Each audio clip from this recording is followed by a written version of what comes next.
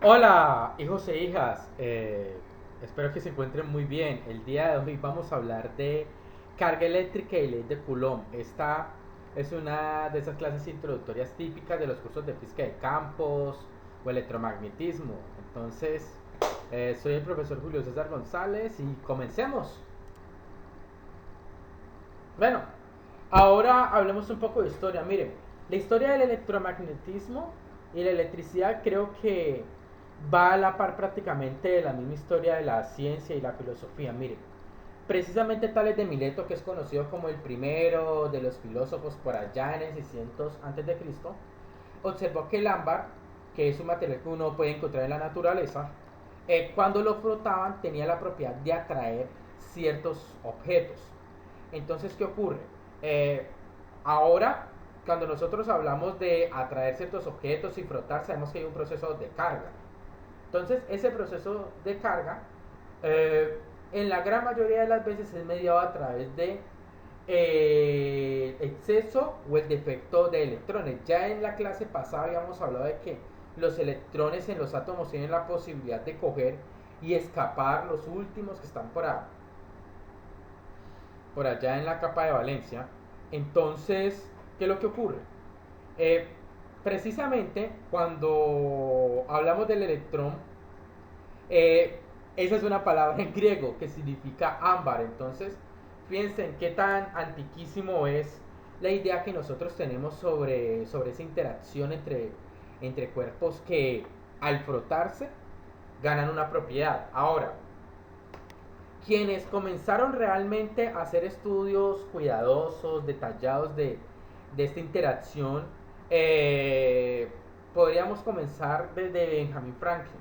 Es decir, yo creo que todos tenemos esa imagen mental de Benjamin Franklin, el norteamericano con la cometa que coge y le pone una llave y que cae un rayo y y la llave se ilumina, es decir, una imagen muy caricaturesca, pero desde ahí podemos comenzar a observar que la humanidad siempre se inquietó por ese tipo de fenómenos. Ahora, particularmente, quien cuantifica todo esto de una manera bastante parecida a lo que ocurre con la ley de la gravitación universal es Coulomb. Precisamente la unidad de carga en el Sistema Internacional de Medidas lleva su nombre y se denota con la letra C. Además de ello, podemos hablar de otros grandes científicos como Ampere, Michael Faraday, Millikan, que fue el que, digámoslo así, descubrió el electrón, y Maxwell, que digámoslo así, coge y organiza todas esas ecuaciones que nos ayudan a entender el electromagnetismo y las escribe de manera muy elegante en términos de operadores diferenciales, en términos de derivadas. Entonces, más adelante veremos lo que son las cuatro leyes de Maxwell, que es lo que nos preocupa el día de hoy particularmente. Eh, Entender cómo los cuerpos ganan ese atributo que llama carga y cómo el hecho de que dos cuerpos se carguen hace que ellos se puedan atraer o repeler. Ahora, antes de terminar, yo creo que hay un experimento que es supremamente interesante y creo que parten dos de la historia del estudio del electromagnetismo. Tiene que ver con Luigi Galvani, que era un físico. Aquí hay una ilustración, me parece súper bien hecha, súper interesante y hay que decirlo súper bonita, del experimento donde Galvani precisamente, siendo médico, está haciendo la disección de una rana y él se daba cuenta que cuando con el bisturí, con el instrumento metálico, tocaba uno de los músculos de la rana disecada, ese músculo se contraía y se movía. Entonces, al darse cuenta de este fenómeno tan interesante, le consulta a su amigo Volta, que precisamente también era otro físico, y él se da cuenta que esto no tiene que ver solamente con los metales, sino precisamente con el proceso como de frotación, como de carga. Entonces, ¿qué es lo que ocurre? Volta precisamente termina siendo el inventor de la primera pila. Entonces, en este pequeño experimento se dieron cuenta de dos cosas interesantes. Primero, ese atributo que llama carga, y segundo, del hecho de que el movimiento o contracción de los músculos tiene que ver con eso. Ahora, en la actualidad, ya sabemos de que la manera en que el cerebro le manda señales a los músculos para que se contraigan es a través de señales eléctricas. Ahora, hablando de la carga, ¿qué es lo que es? Tenemos que primero ubicarnos un poco en la estructura atómica. Les recuerdo que el modelo que nosotros tenemos de carga de átomo, perdón, eh, ha sufrido muchísimos cambios. Primero Thomson tenía un modelo de que la estructura de la materia, digámoslo así, estaba conformada por una especie de pastel donde tenía unas pasitas que eran electrones. Bueno, no se llamaban electrones en ese momento, ¿no? Pero que tenía unas cargas negativas. Es para 1904, imagínense, en principios del siglo XX. Ya con más experimentos, con más análisis, Rutherford se da cuenta que hay una estructura interna nuclear, hay un núcleo, y que parece ser que los electrones o las cargas negativas giran alrededor de él. Ahora, ese modelo de Rutherford tuvo una falla, y el hecho de que esos electrones giraran tal cual como los planetas alrededor del Sol, pero alrededor del núcleo, no funcionaba muy bien por el hecho de que había un decaimiento energético por la radiación que emitían esos electrones. Entonces, Niels Bohr propone un modelo muy bonito, sirve genial para el átomo de hidrógeno, pero falla para los demás átomos. Entonces, ya después viene Schrödinger y propone primero toda una teoría nueva que es la mecánica cuántica, y adicional a ello describe que ese átomo tiene un núcleo efectivamente, pero no tenemos una predicción o una exactitud de dónde encontrar el electrón, y eso es supremamente importante. Lo único que podemos decir es que existe la probabilidad de encontrar un electrón en una región, y matemáticamente se describe eso en términos de algo que se llama una densidad de probabilidad. Pero pues ya eso es terreno de la mecánica cuántica, tiene que ver con ecuación de Schrödinger, funciones de onda, o funciones de estado para ser más preciso. Pero bueno, ¿qué es lo importante? De una forma u otra, ¿qué es lo que conocemos de esa estructura atómica y qué tiene que ver con la carga? Primero, cuando hablamos del tamaño de un átomo, no podemos ya hablar precisamente de tamaño, por lo que les digo, no sabemos cómo ubicar el electrón, hay una densidad de probabilidad de poder encontrarlo. Pero para que nos hagamos una idea, decir, la región donde es más probable encontrar ese electrón, y sabemos que centrado en esa región debe estar el núcleo, es de alrededor de 0.1 nanómetros. Para que se hagan una idea de eso, es como coger un milímetro y dividirlo en 10 millones de partes. Así de pequeño es un átomo. Los átomos en su interior, ¿qué es lo que tienen? Tienen una nube electrónica, y centrada en esa nube electrónica debe haber un núcleo donde hay protones y neutrones. ¿Qué es lo que ocurre? En la naturaleza, los átomos siempre tienen la misma cantidad de electrones que de protones. Es decir, que los átomos en la naturaleza se encuentran eléctricamente neutros. Usted naturalmente no encuentra un átomo cargado positivamente o negativamente.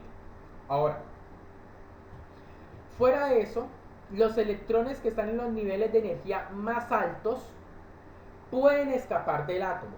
Es decir, que a pesar de que el átomo naturalmente, tiene la misma cantidad de electrones y de protones, y electrones y protones tienen misma carga, pero signo contrario, ese átomo puede perder un electrón. Puede perder un electrón.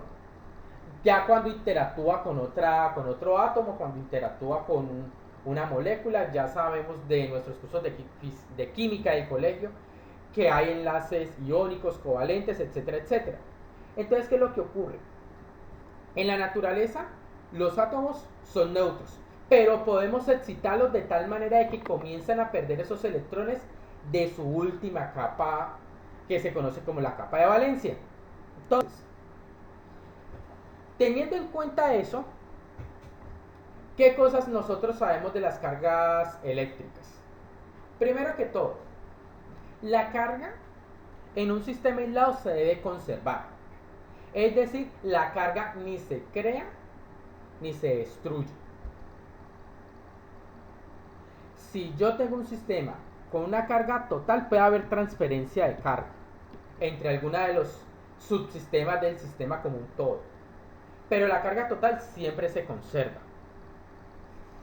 La carga siempre está cuantizada. Ahora, ya habíamos visto en nuestro video anterior de que las partículas fundamentales, algunas de ellas tienen carga eléctrica. El electrón, los quarks, el neutrino electrónico tiene carga cero. Los muones, los tau tienen también carga eléctrica. ¿Qué es lo importante de todo esto? Particularmente, la materia que nosotros tenemos a nuestro alrededor está hecha con la primera generación de partículas. Estamos hablando del quarks up, del quarks down, del electrón y del neutrino electrónico. Pero ¿qué ocurre? Sabemos que los protones están hechos de quarks y los neutrinos también. Los protones y los neutrones tienen mucha más masa que el electrón y están, digámoslo así, en cierto modo confinados en el núcleo. De tal manera que el electrón se nos convierte en el portador de carga por excelencia, porque los átomos pueden ganar o perder electrones. De tal manera que nosotros podemos afirmar que cuando un cuerpo está cargado es porque tiene un exceso de electrones. Cuando hay un exceso de electrones decimos que el cuerpo está cargado negativamente. Cuando un cuerpo está cargado positivamente es porque tiene un defecto de electrones, le hacen falta electrones. Decir que un sistema está cargado positivamente porque tiene más protones es bastante complicado.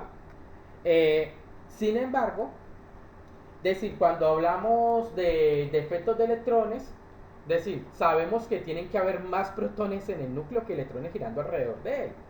Pero de una forma u otra creo que lo importante es entender de que no hay movimiento de protones. Sí pueden haber iones cargados positivamente. Particularmente las baterías de los celulares están hechos de iones de litio, esos son iones positivos. Ahora, como yo había mencionado anteriormente, la unidad de carga en el sistema internacional de medidas, que es el que debemos usar, es el Coulomb y se denota con la letra C. ¿Qué más? En situaciones normales o cotidianas, los cuerpos se cargan con una carga, valga la redundancia, con un orden de magnitud de los microcoulombios. Es muy difícil ver un sistema con una carga de 1 coulombio, 2 coulombios. Siempre estamos hablando del orden de 10 a la menos 6. Ahora, ¿cómo nosotros observamos ese fenómeno de carga y de atracción o de repulsión entre cuerpos? Precisamente yo creo que todos hemos hecho este tipo de experimento. Tener una barra que la frotamos, particularmente aquí en la imagen tenemos hule, y frotamos otro cuerpo que es vidrio. Entonces nos damos cuenta que cuando nosotros frotamos esos dos materiales con una tela, esos materiales se atraen. Ahora, si yo cojo una barra de hule y la froto, y cojo otra barra de hule y también la froto, y trato de acercarlas, ellas lo que hacen es alejarse una de la otra. Si tuviera ese mismo esquema, pero en vez de tenerlo con hule, lo tuviera con vidrio, observaría el mismo fenómeno de repulsión. Entonces, ¿qué es lo que pasa? Primero que todo, nos damos cuenta de que hay materiales que pueden recibir carga negativa o materiales que tienen la propiedad de entregar carga negativa. Recibir y entregar. Prácticamente solo son los dos fenómenos. Eso depende de una característica física que se llama electroafinidad. Particularmente el hule es un material que recibe carga negativa. El vidrio es un material que entrega. Entonces, los cuerpos tienen diferentes formas de cargarse. Particularmente, este tipo de carga se llama por frotación. Yo cojo y froto el hule con lana. froto el vidrio con lana y voy a observar ese fenómeno. Yo creo que todos hemos jugado a coger una bomba, ¿cierto? Y frotarla en nuestra cabeza, en nuestro cabello, y darnos cuenta que atrae papelitos. Entonces, ¿qué es lo que ocurre? Esa electroafinidad que yo les estaba hablando, es decir, hace que algunos materiales tengan ciertas propiedades. De manera cotidiana, podríamos clasificar los materiales en tres tipos: aislantes, semiconductores y conductores. Primero voy a hablar de los casos extremos. ¿Qué es un material aislante? Es un material donde es muy difícil arrancarle un electrón que está en esa capa de valencia. Es difícil. De tal manera de que estos cuerpos no tienen la posibilidad de transferir carga, digámoslo así. No hay un flujo de carga a través de ellos. Ahora, si se les suministra energía, ¿cierto? Ellos pueden quedar cargados, pero no va a haber un movimiento de carga dentro de ellos. ¿Por qué? Porque esos electrones de valencia es muy difícil arrancarlos, entonces no hay cómo moverse. Es decir, materiales aislantes, el hule, la madera, el plástico, ustedes se dan cuenta que son materiales aislantes que no conducen la electricidad. El caso contrario son los materiales conductores. Son esos materiales que arrancarles un electroncito de la capa de valencia es supremamente fácil. De tal manera que cuando sale un electrón de su capa de valencia queda un huequito y puede entrar otro. Entonces entre ese entran electrones y sacan electrones, puede haber un flujo de carga eléctrica. Entonces, ¿cuáles son los materiales conductores por excelencia? El cobre, el aluminio, la plata, el oro es un conductor excelente. El único problema es que es muy caro. Es más, la mayoría de los computadores, algunos de sus circuitos tienen un poco de oro, pero es muy poquito. Ahora no vayan a desbaratar el computador o el celular. El caso intermedio entre el aislante y el conductor es el semiconductor. Precisamente es un material que tiene propiedades de aislante y propiedad conductora. ¿Por qué estos materiales son tan importantes en la tecnología? Porque precisamente con ellos se construye un dispositivo electrónico indispensable para la computación, que es el transistor. La gran mayoría de los primeros transistores o los más eficientes se hicieron con silicio. Hay también otros que se pueden hacer con germanio y con aleaciones de ellos, por ejemplo, el arsenuro de galio aluminio. Entonces, existen diferentes tipos de materiales clasificados en términos de las posibilidades de conducir cargas o no conducirlas. Ahora, particularmente, dependiendo de la naturaleza del material, yo puedo cargarlo eléctricamente. Particularmente estos cuerpos que son, o estos materiales que son aislantes, se pueden cargar por fricción, es decir, haciendo frotar estos materiales con otro cuerpo de tal manera que ese intercambio de energía térmica o cinética de la frotación, ¿cierto?, hace que se desprendan electrones por allá de la capa de valencia o que se generen unos dipolos eléctricos inducidos. Pero eso es algo que veremos próximamente en la siguiente clase, creo. ¿El hecho cuál es?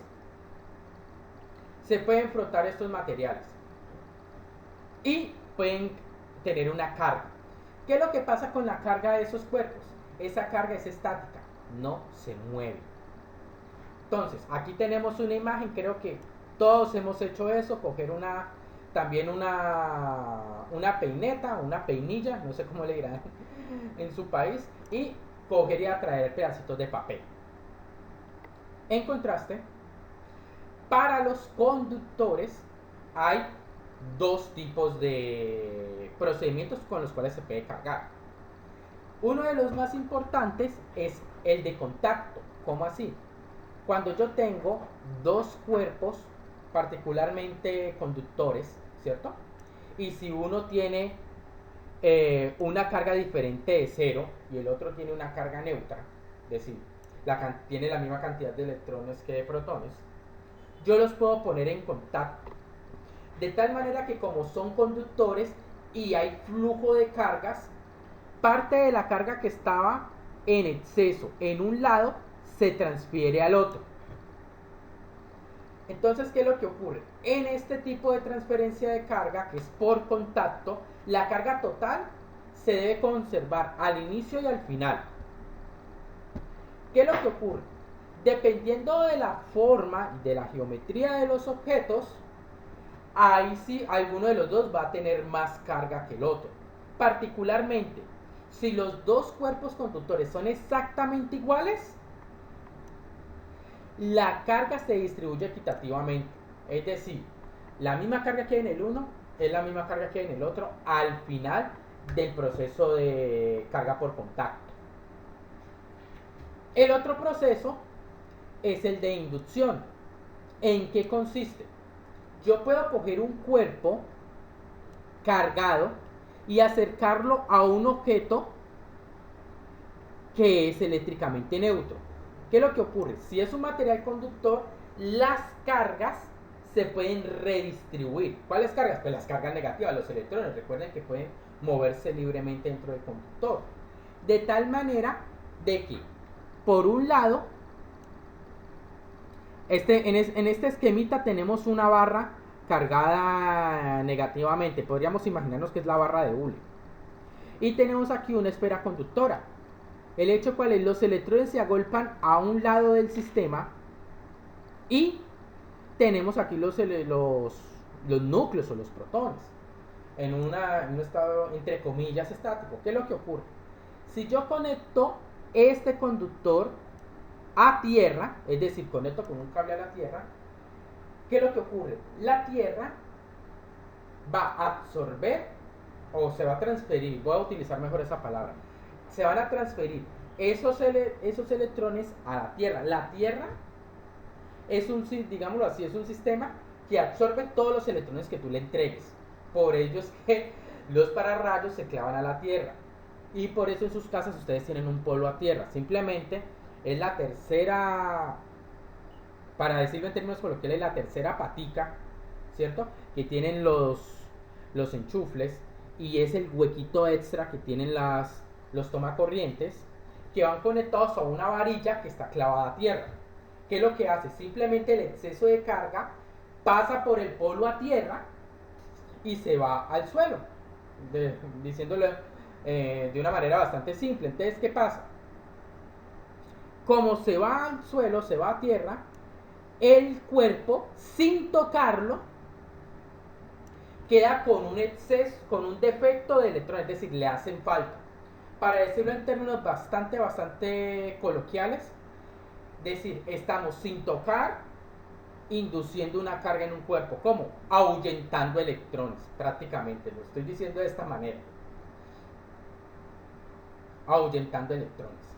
Simplemente se van por tierra, desconecto otra vez el sistema y el cuerpo me queda cargado, en este caso positivamente, como pueden ver aquí en esta imagen. La esfera me quedó con carga positiva. Entonces, ahora, para poder cuantificar todo esto, ya no hablar en términos tan cualitativos, se acerca o se aleja, Coulomb estableció una ley que describe la interacción entre cuerpos que están cargados.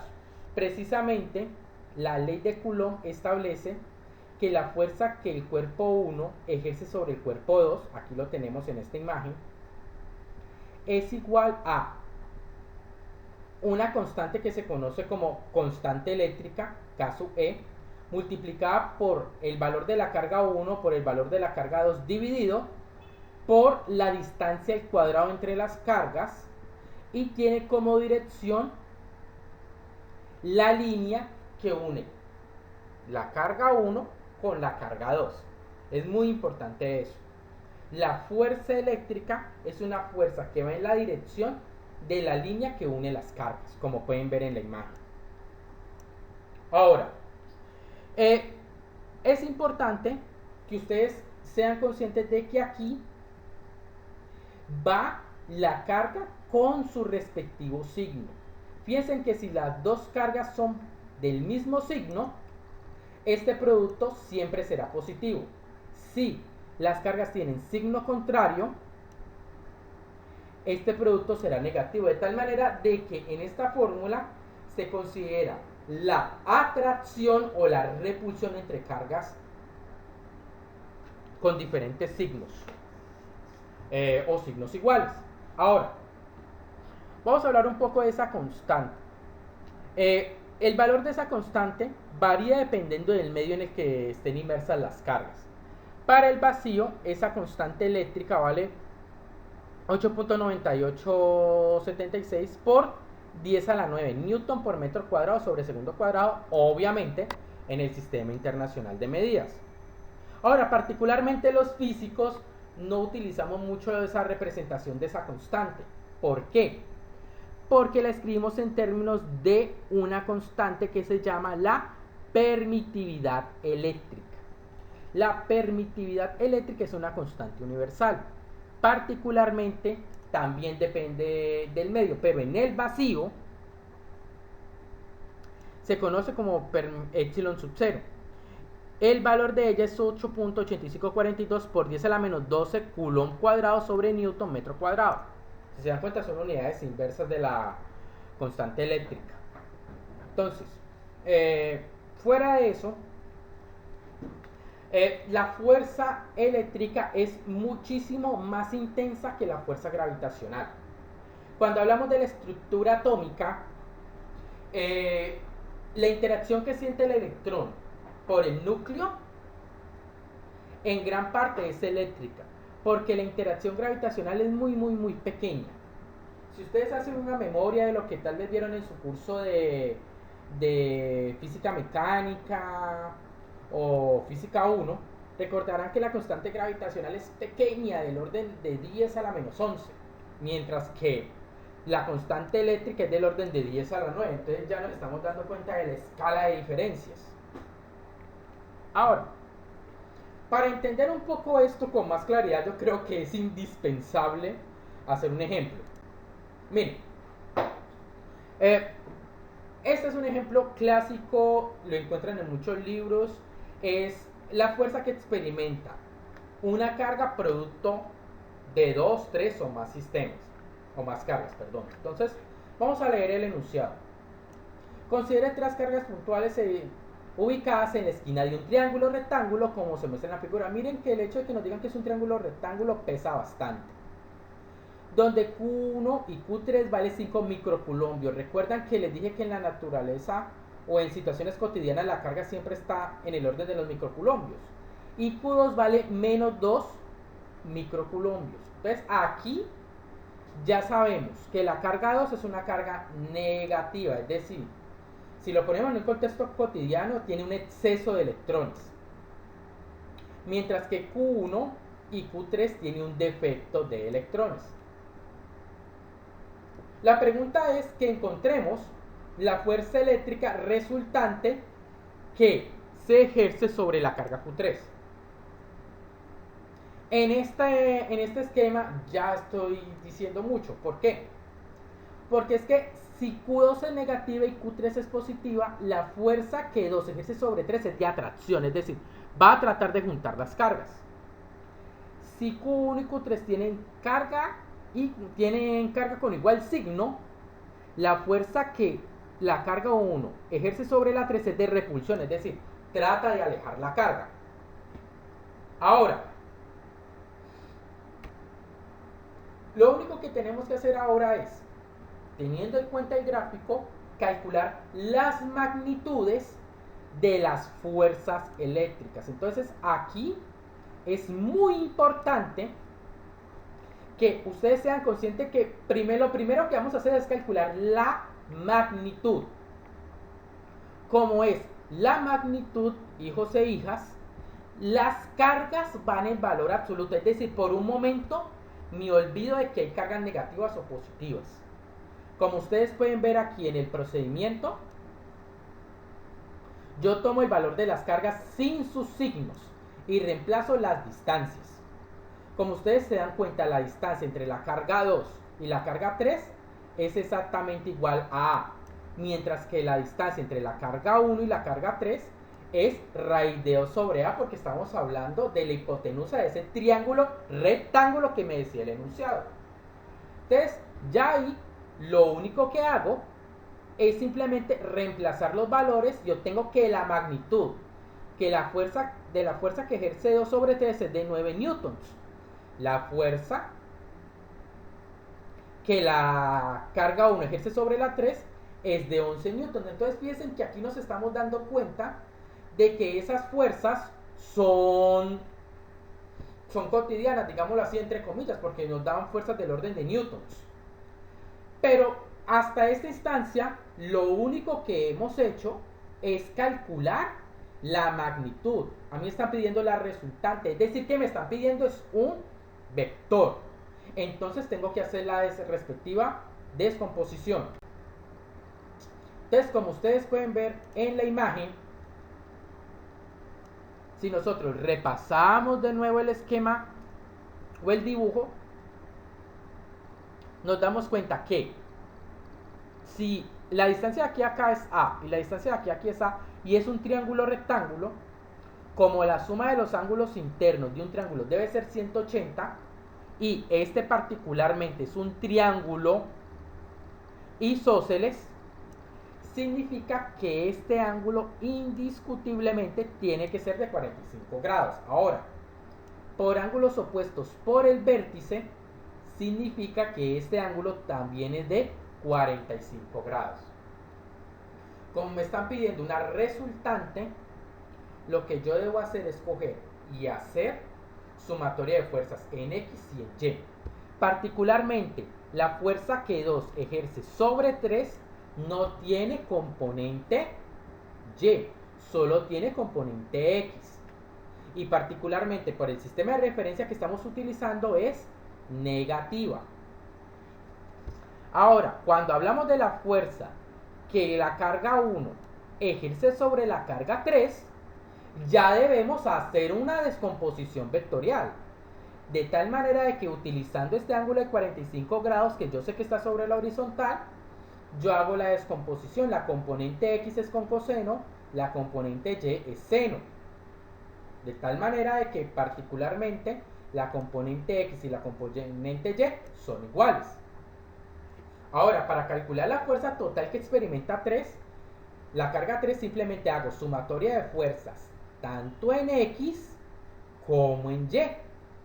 De tal manera que la fuerza que me están pidiendo, que la fuerza 3, la fuerza que experimenta la carga 3, tiene una componente I y tiene una componente J. Y obviamente está en términos de newtons. Entonces, ustedes se dan cuenta que esto es relativamente fácil. Lo importante es calcular la magnitud y después sacar las componentes. Creo que con este ejemplo he esquematizado mucho el cómo se aplica la ley de Coulomb.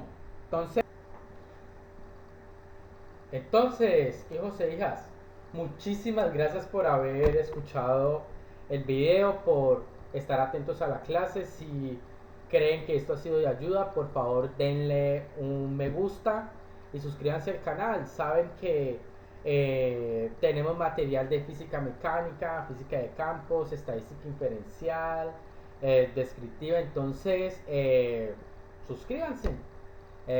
Nos estamos viendo en una próxima oportunidad. Un abrazo.